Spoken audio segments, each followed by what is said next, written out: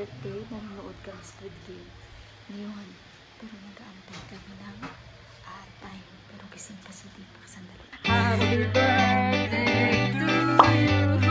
Happy birthday! Happy birthday! Happy birthday, Papa! Ayun, kiss na yun! Papa, kiss na! Happy birthday, Papa! Happy birthday, my love! Very good morning! Happy Sunday po sa ating lahat! So, ayan guys, yung aming weather.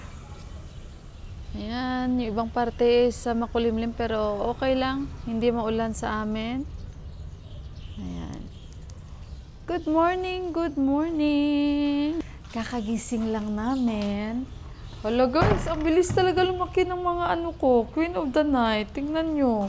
Malapit na silang bubuka ulit. Oh. Ayan. Everyday tinitingnan ko talaga. Ang bilis nilang lumaki guys. Kasi dinidiligan ko yan nang galing sa ulan na tubig. Kumusta ang mga araw ninyo and kumusta yung mga linggo ninyo guys? Ayan na yung update ng ating guys, i-zoom ko.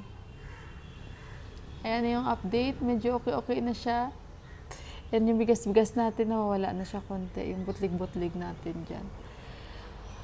Ay, thank you Lord. Mataas yung araw natin. Ang sarap. Masarap din sa pakiramdam na wala tayong maraming lulutuin today sa birthday ni Deepak. At saka, ayun, relax lang. Dahil si auntie, sila yung mamaya magluto. Yung achar, mabilis lang naman yun. Baka magiwahiwa lang ako mamaya ng mga gagawin sa achar. Marunong naman ako niyan, guys. Kahit ako na ang gumawa ng alo achar. Oh, yun na lang pala ang gagawin ko. Ako na lang pala gagawa ng alo achar. Dahil marunong tayo. So, gagawa tayo. And sila na mamaya sa ulam. Happy birthday to my dear Deepak. Ayun, God bless you and many more birthdays to come. And happiness and peaceful life para sa atin. And thank you sa pagiging mabait na asawa sa akin. Mabait means hindi ako sinasaktan physically. Although minsan hindi yan naman ma-avoid sa mag-asawa, no, na masaktan tayo emotionally. Pero yun lang, naisip ko pa rin minsan na mapalad pa rin ako na may asawa ako, nakapag-asawa ako ng tulad niya. Hindi man siya mayaman, hindi man siya maraming pera, pero alam niyo yun, hindi yun namin ma-sure sa pagmamahalan yung gano'n. So, ayun guys, at pagpasensyaan nyo dahil alam nyo naman si Deepak, medyo dry yan siya, hindi siya sweet, ganun talaga yun siya guys.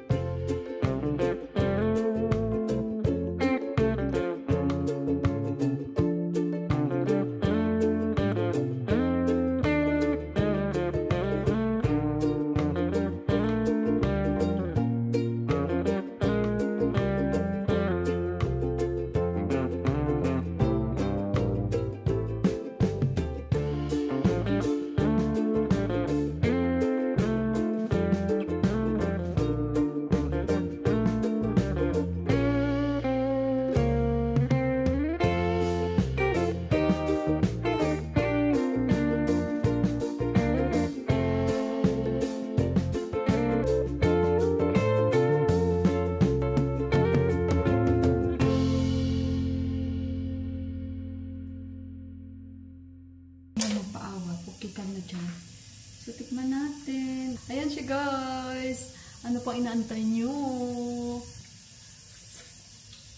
Zucchini. Perfect. Guys, so, init na ito. Ito yung lagay natin sa dal. Lagyan ko yun siya ng ghee.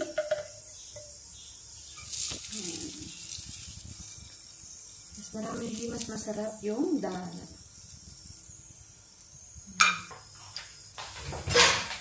Lagyan ko siya ng cumin seeds.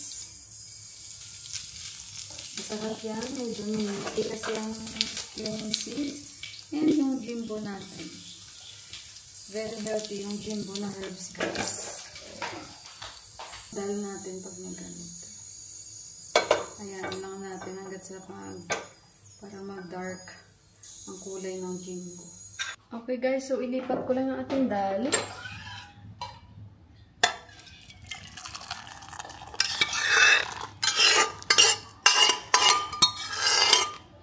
Okay, isa ba tayo?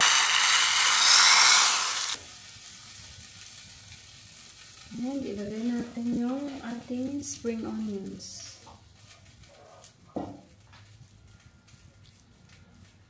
Ayan, soup ba guys?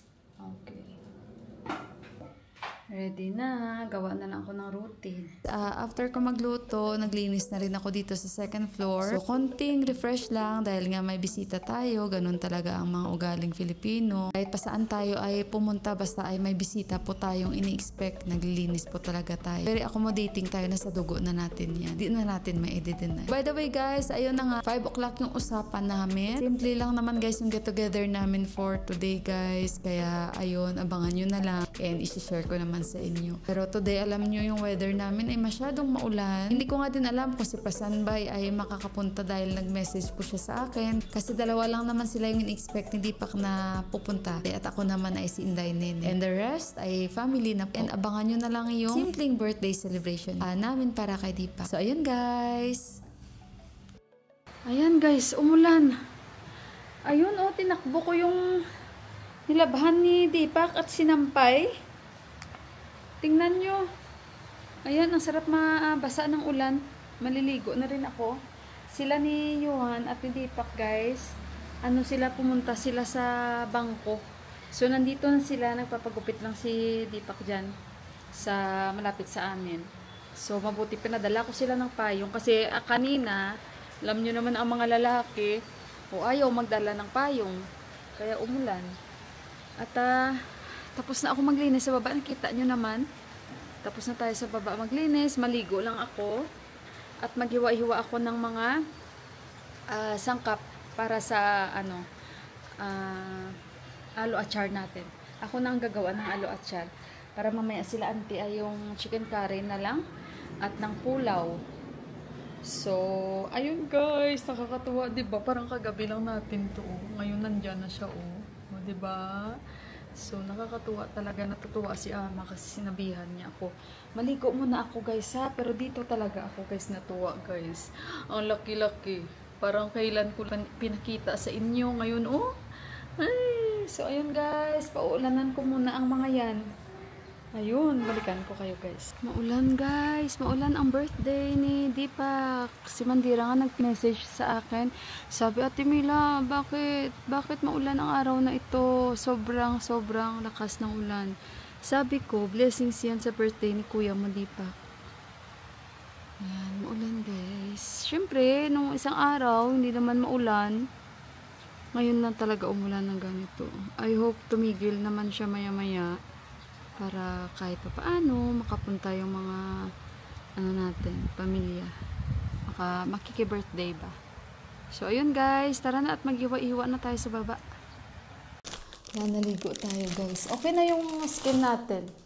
Wala nang problema. Kahapon, naglakad kami ni Deepak. Bumili kami ng green peas para sa pulaw mamaya. Bumili na ako ng tissue.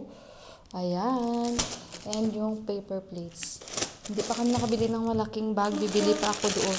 Ito yung mga kutsara. Ang dami. Tinidor. Ayan. Mga koleksyon natin. Marami tayong kutsara guys.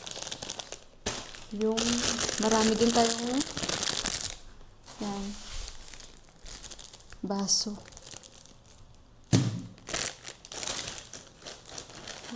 Plastic cups. Tsaka, now, okay. Ito kanina binili ko to. Ayaw ni Deepak pero sabi ko bumili ako kanina. Ito, try natin. Dalawang papad. Yan. So, mamaya na yan. Si Indira tsaka si Angkol, sasabay na lang daw sila. Magkasabay na lang daw sila mamaya. So, mag-start na ako ng achar ko, guys. Maglaga muna ako ng aking patatas. Tapos, mag-iwa-iwa na ako ng ampalaya, ano ba yan? Mula or labanos, tapos yung cucumber, tapos carrots. Tsaka, ayun. So, marunong naman tayong gumawa ng achar. Tayo na lang ang gumawa. Okay, guys?